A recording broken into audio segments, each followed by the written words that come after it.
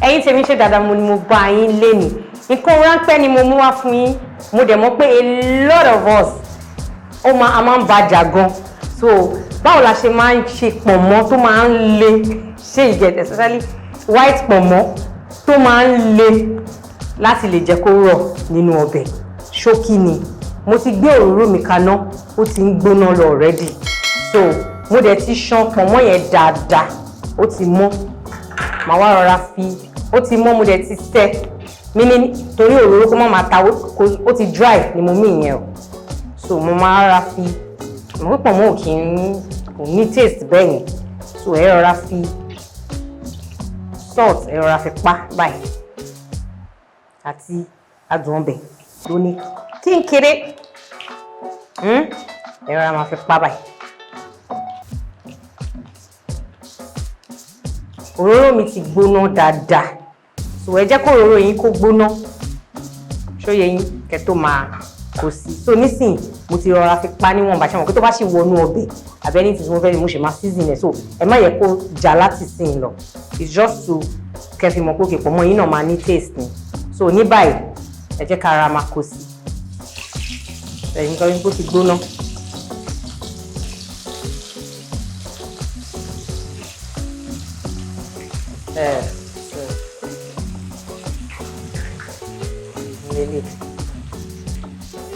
Medium heat ní kẹrọra tó tẹ́ bá jẹ́ kó ti over high jù ó máa kò ní jiná so tẹ́ bá ti jẹ́ kó rọra dín nínú òróró báyìí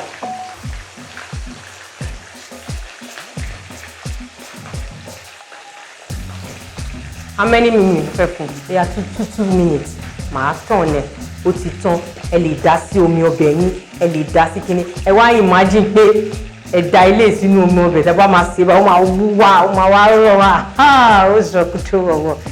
meat kan wà tó máa ń sọ pé pọ̀nmọ́ ò ní nǹkan kan tó ń ṣe lára please go and google it pọ̀nmọ́ ní protein lára o ẹ sọ pé orí Alase ilẹ̀ ti gbọ́ bẹ́ẹ̀ tó yẹ yín bẹ́ẹ̀ yes ẹ sọ bẹ́ẹ̀ ẹ lọ google ẹ dáadáa kẹ́ tó wá máa bá mi lọ́ndà comment section náà so ẹ ti rí báyìí.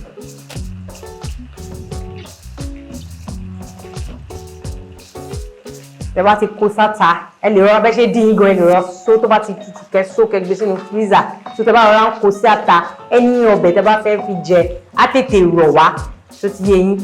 òjé báwọn olóúnjẹ ṣe máa ń ṣe pọ̀nmọ́ wọn nìyí o òun lèmi Alase mú wá fún yín lọ́fẹ̀ẹ́ lófò láláì gbowó lọ́wọ́ yín. Please continue to share my videos and like my videos and ẹ jọ̀ọ́ ẹ má bá mi fún ní thumbs up kẹ̀dẹ̀ má bá mi comment ẹ ṣé o mo dúpẹ́ lọ́wọ́ yín o so ṣe ti rí báyìí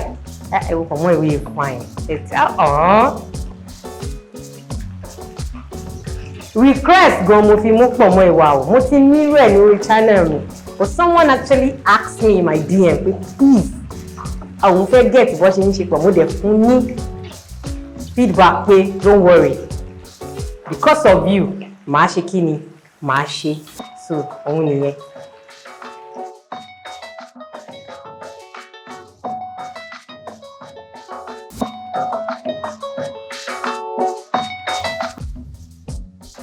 so ní báyìí ó ti tó like 5 minutes lórí iná ní tèmi ilé ìjọba ṣọ́ọ̀ṣì ọbẹ̀ ó máa wúwo ó máa ṣọ́kútù wọ̀wọ̀ ṣóyé so báyìí a lè wá paná báyìí ká wá rọra wà bí mo ṣe sọ lẹ́ẹ̀kan lè jẹ́ òtútù ẹ gbé sínú freezer tẹ́ bá ṣe ní ọbẹ̀ ẹ fẹ́ pí ẹ̀ pẹ̀lú pọ̀nmọ́ ẹ ṣe kí ni so ẹ má yẹ kẹ́rù báyìí ń sìn o ẹ lọ sọ́jà kẹ́ra pọ̀nmọ́ especially pọ̀nmọ́ white báyìí pọ̀nmọ́ jẹ̀bú náà tó le ẹ lè ṣe báyìí náà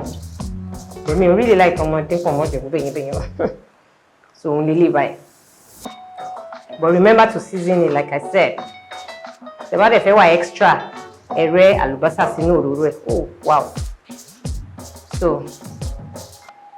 òun nìyẹn bẹ́yẹn awesome ṣé mo ríire àbí mo wíire madam you actually told me not to mention your name mo mọ̀ pé ẹ ti rí eléyìí báyìí o please give it a thumbs up ẹ ṣé o ire lọ́jọ́ gbogbo bye.